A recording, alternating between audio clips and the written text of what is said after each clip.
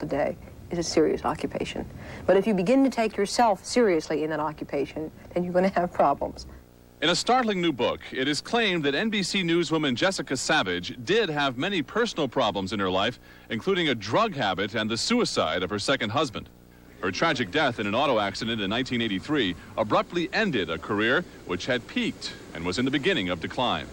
It's a very sad story. It's a terrible waste of someone who had a very particular talent. She was terrific in front of the camera, and she made people want to watch her. She was a real communicator.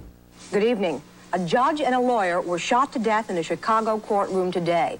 The book alleges that Savitch was perceived by her colleagues as a performer rather than a journalist, and that her drive for success led her to a series of bitter romances and a cocaine habit that NBC did nothing to help her with.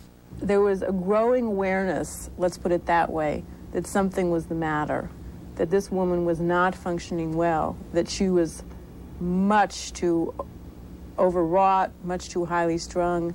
There were many, many stories, but I think there was an attitude for a long time, maybe it's not really broke, so maybe we don't really have to fix it.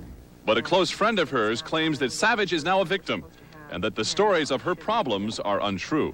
There are a lot of things in the book that make a reader come away with the feeling that Jessica was an egomaniac, a drug addict, maybe even a lesbian. None of these allegations are true. None of them are even backed up by fact in the book, and it's just nonsense. Jessica Savitch was called the Golden Girl of television news, and it's clear she was an enigma, and that there's much more of her story still left to tell.